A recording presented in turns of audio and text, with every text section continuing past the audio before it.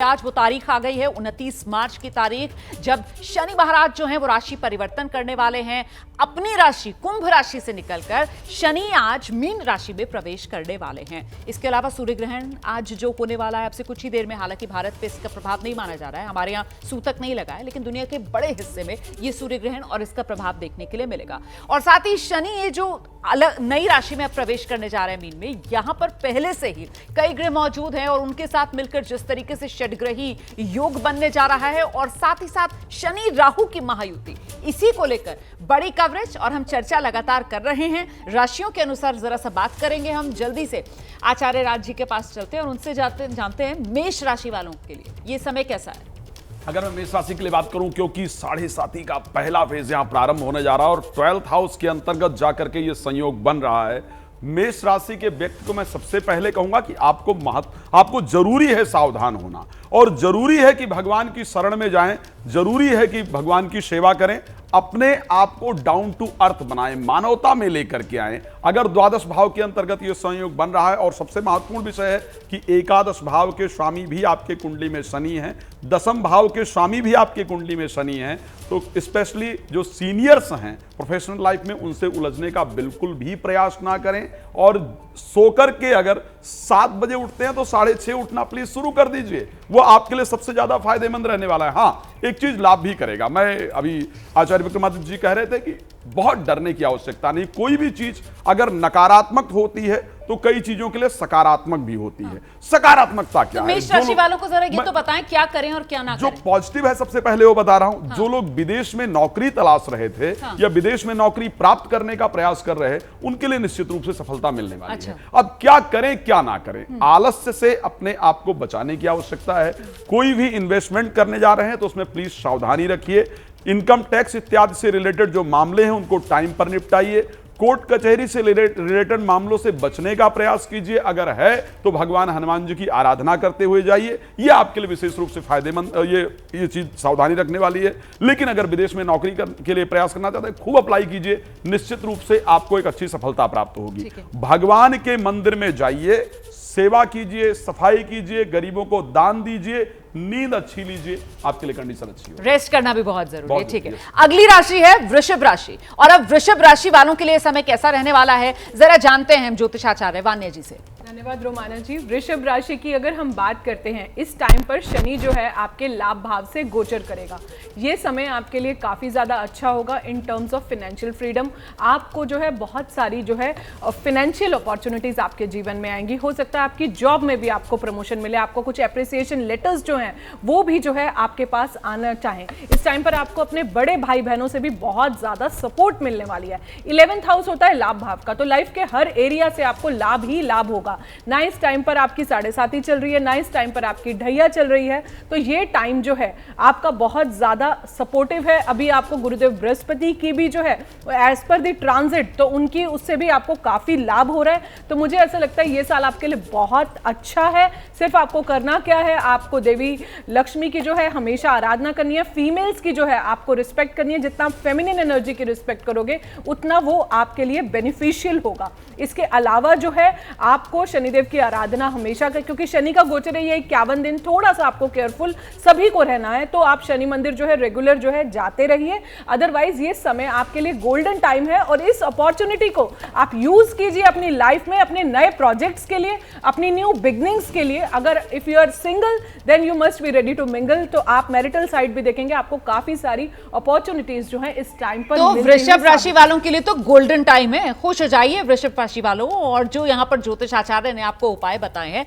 उन उपायों को अपनाकर अपने जीवन को और सुखी बनाइए। आगे बढ़ते हैं, आचार्य विक्रमादित्य के पास आपको लेकर चलेंगे और उनसे जानेंगे मिथुन राशि, कहां सावधान रहने की जरूरत, क्या करें क्या ना करें। मिथुन राशि वालों के लिए समय दिखाई देता है, वो विशेष तौर पे यदि हम समझें तो देखिए बुध प्रधान राशि, और इस वक्त बुध ग्रह के अनुसार से जो ग्रहों का योगायोग बन रहा है वो कहीं ना कहीं दिखाता है विशेष तौर पर थोड़ा सा आपको अपने ग्रहों को समझते हुए कार्य करने की जरूरत दिखाई देती है। मिथुन राशि वालों को ग्रहों को समझते हुए जी कार्य हाँ, करना बहुत समझते हुए कार्य करने की जरूरत है, क्योंकि दशम भाव में आपके समस्त ग्रहों की युति बनती दिखाई दे रही है। दशम भाव सम्मान का भाव होता है, दशम भाव नौकरी का भाव माना जाता है, दशम भाव सब पिता का भाव माना जाता है, सम्मान का भाव माना जाता है, प्रतिष्ठा का भाव माना जाता है, कार्य को पूर्ण करने का अधिकार माना जाता है।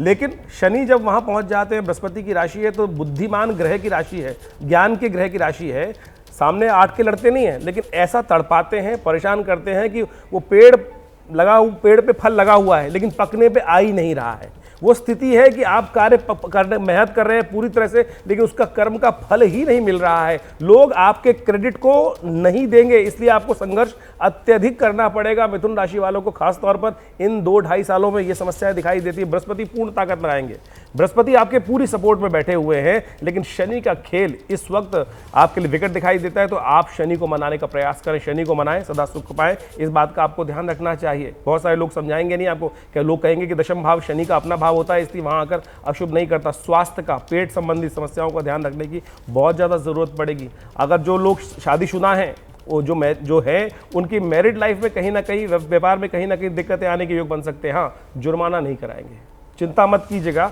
तो ये भाव निकाल दीजिए, नुकसान पक नहीं रहा है लेकिन नुकसान नहीं होने के योग दिखाई देते, तो उपाय करने की जरूरत है। मतलब बड़ा न्यूट्रल सा हो गया है मामला। नहीं, न्यूट्रल नहीं ना, समझिए कि आपको लग रहा है कि नुकसान हो रहा है, नुकसान होगा नहीं। आप कर्म कर रहे हैं, उसमें कहीं ना कहीं कुताही बरत रहे हैं, तो सबसे पहले आपको ये मानना पड़ेगा कि रिजल्ट आएंगे। आपको 10% एक्स्ट्रा वर्क करना है। उपाय 10% उपाय सबसे बड़ा है, आप हनुमान जी की आराधना करने का प्रयास करें, हनुमान जी को मनाने का प्रयास करें। मैं कहूंगा किसी देवस्थल पर जाकर एक पीपल को रोपित करें और उसकी पूरे 2-2.5 साल सेवा करने का प्रयास करें। देखिए, शनि को मनाने का सबसे श्रेष्ठ उपाय है, ये शास्त्र में वर्णित है कि पीपल को, पेड़ को लगाकर उसका सेवा करने का प्रयास करेंगे और साथ साथ हनुमान चालीसा का पाठ करेंगे। हमें लगता है कि शनि प्रसन्न होंगे और आपके कर्म के अनुसार से आपको फल भी प्राप्त होने के योग बनेंगे। अगली राशि कर्क राशि। निशिता जी के पास चलते हैं आपको लेकर, ज्योतिषाचार्य निशिता जी। कर्क राशि वालों के लिए समय कैसा? तो कर्क राशि के स्वामी चंद्र महाराज हैं और हम देख रहे हैं कि आज चंद्र ग्रह भी वहां पहुंच रहे हैं और 5 ग्रहों के साथ अपनी युति बना करके बैठ रहे हैं। अब यहाँ पर सूर्य, शनि, चंद्रमा, राहु और बुध, 5 ग्रह, शुक्र महाराज भी यहाँ पर एक साथ हैं। तो लंपट योग, जड़ दोष, पिशाच दोष, ग्रहण दोष, बहुत सारे दोष यहाँ पर निर्मित हो रहे हैं।